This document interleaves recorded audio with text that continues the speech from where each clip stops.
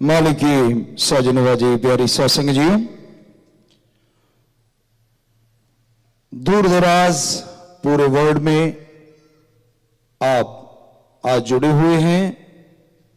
आप सबको उस परम पिता परमात्मा ओम हरि अल्लाह वाहिगुरु गॉड खुदा रब से आशीर्वाद मांगते हैं, दुआएं मांगते हैं आप सबके लिए, और आप सबको बहुत बहुत आशीर्वाद कहते हैं। आशीर्वाद तो गुरु जी का एक भजन सच्चे दाता रहबर शास्त्रनाम जी महाराज का, बड़ा किया कसूर प्रभु समझा है दूर, मन माया ने तुझे किया मजबूर, मन देता सबको धोखा ना बाहर किसी ने देखा, वो सबके अंदर बैठा नाम ध्याले, वो सबके अंदर बैठा दर्शन पाले।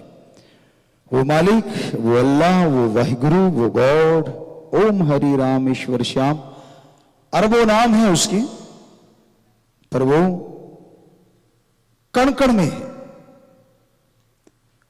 हमने हमारे सभी धर्मों के पाक पवित्र ग्रंथों को पढ़ा। आपको रोज बोलते कि नजरिया अलग अलग होता है पढ़ने का। हमारा नजरिया बेपरवाजी ने ऐसा बना दिया, शास्त्र नाम शामस्तान दाता रहबर ने। पढ़े कम, लेकिन जितना पढ़े नॉन मेडिकल के स्टूडेंट थे, साइंस में भी बड़ी रुचि थी। ओम हरि अल्लाह वाहिगुरु से तो 5 साल के जुड़ गए थे सतगुरु जी से। सो उन्होंने बोला कि जो भी पढ़ना है एक वैज्ञानिक दृष्टिकोण से पढ़ना। तो हमने पाक पवित्र वेदों को पढ़ा, पाक पवित्र कुरान शरीफ को पढ़ा, पाक पवित्र गुरबानी को पढ़ा, यानी बहुत सारे संत महापुरुषों की पवित्र रचना को पढ़ा। लगभग सब कुछ कॉमन है, सब कुछ सेम है, कहने का अंदाज अलग है।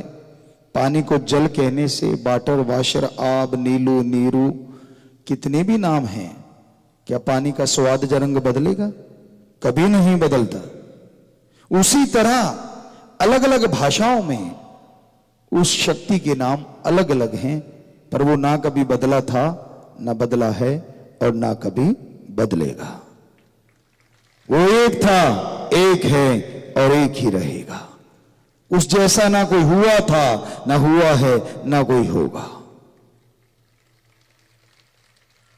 तो कण कण में, जर्रे जर्रे में मौजूद है, वो हर जगह में है। अगर वो कण कण में है, जर्रे जर्रे में है, तो आपका शरीर तो बहुत बड़ा कण है, बहुत बड़ा जर्रा है।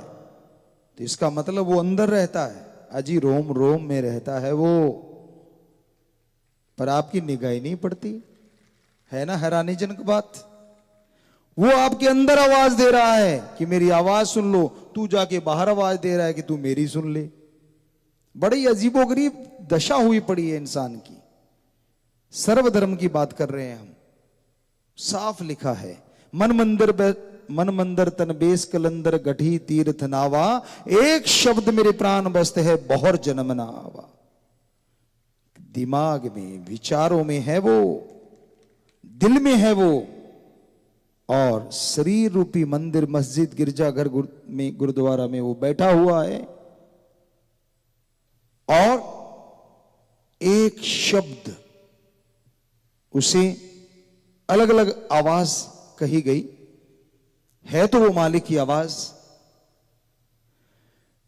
हिंदू धर्म में धुन, सिख धर्म में अनहद बाणी या तुर्की बाणी, इस्लाम धर्म में बांगे इलाही, कलमा पाक, और ईसाई धर्म में गॉड्स वॉइस एंड लाइट या लाइट एंड साउंड। भाषा बदलने से क्या फर्क पड़ता है? मतलब एक ही है कि उसने आपके अंदर एक आवाज छोड़ रखी है।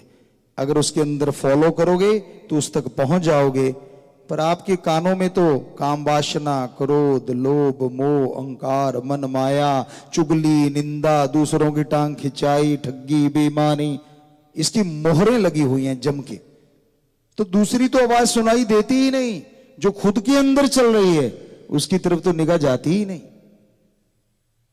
कैसे उस तक निगाह को लेके जाएं? ध्यान एकाग्र करना होगा।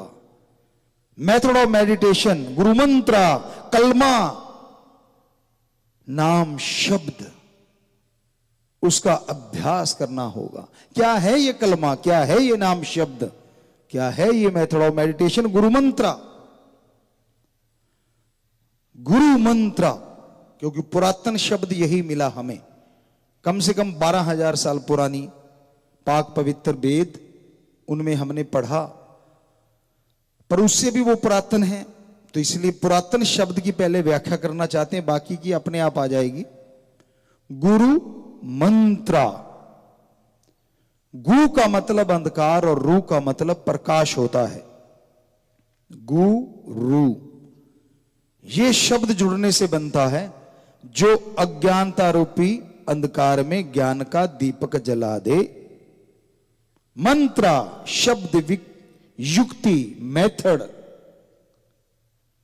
यानी गुरु जो मालिक के शब्दों का खुद अभ्यास करता है, उससे उसे जो अनुभव होता है वो उसे दुनिया को दे, उसे कहा जाता है गुरु मंत्र, कलमा, मेथड ऑफ मेडिटेशन, नाम शब्द।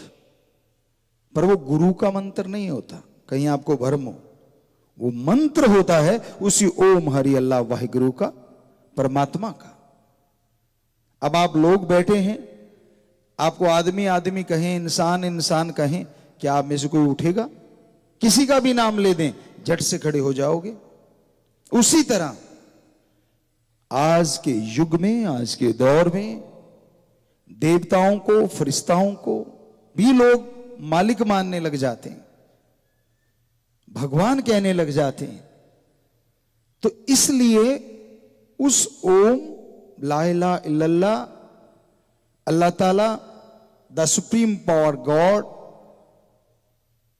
एक ओंकार, ओम, यानी ये सारे एक ही नाम है, अलग अलग लगते जरूर हैं, यानी वो एक शक्ति का नाम क्या है, उसको बाई नेम पुकारना ही गुरु मंत्र है, कलमा है।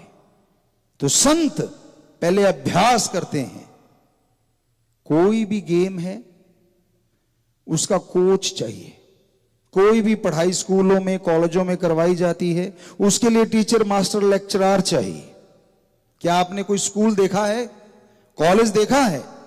यहां टीचर मास्टर नहीं है, किताबें पढ़ी हैं, लोग जाते हैं, पढ़ लेते हैं और पढ़ के डिग्रियां हासिल कर रहे हैं। है कोई ऐसा? नहीं है ना। अरे ये तो दुनियावी पढ़ाई है, जो लिखा है या तो वो इतिहास है या प्रैक्टिकली लाइफ में दिखता है, लेकिन अल्लाह, वाहिगुरु, राम, गॉड, खुदा, रब, उस तक जाने का मार्ग तो दिखता ही नहीं। वो खुद भी सामने होते हुए भी नजर आता ही नहीं, क्योंकि आंखों के आगे पर्दे आए हुए हैं आपके, जैसे मोतिया बिंद हो जाता है। एक झिल्ली सी होती है सफेद रंग की, वो जो आंखों का बिल्कुल सेंटर है, जिसे स्टार बोलो, तारा बोलो, कुछ भी कहो, उसके आगे आ जाती है तो दिखना धुंधला हो जाता है। वो जितनी मोटी होती जाती है परत, दिखना उतना ही कम हो जाता है। तो जरा सा कट लगाते हैं और उसको निकाल के बाहर कर देते हैं, मोतिये का ऑपरेशन हो गया। तो संतों ने लिखा है कि आज की दुनिया को मोतिया बिंद हुआ पड़ा है, घट में दिखे नहीं, लान तैसी जिंद, तुलसी इस संसार को भयो मोतिया बिंद, कि अंदर होते हुए भी नहीं दिखता, अंदर उसकी आवाज चलते हुए भी नहीं सुनती, तो मोतिया बिंद हुआ पड़ा है। ऑपरेशन तो करना पड़ेगा। कोई तो टीचर, लेक्चरर चाहिए जो संत, पीर, पैगंबर के नाम से मशहूर हैं, जिन्हें फकीर कह लो, संत कह लो, पीर कह लो, जो सही रास्ता दिखाए। पीर, संत, फकीर का मतलब ये नहीं होता कि आपको सुना के और बदले में झोली फैला ले कि मुझे भी डाल।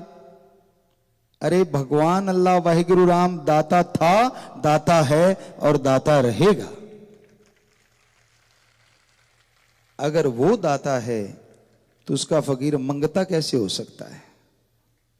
सवाल ही पैदा नहीं होता। अगर आप कर्म करके खा सकते हैं तो हाथ पैर हमारे भी, हम कर्म क्यों नहीं कर सकते भाई? किसने रोका है कर्म करने से? कर्म करके खाओ, मेहनत की, हक हलाल। हम संत दूसरों को शिक्षा दें और खुद बैठे बैठे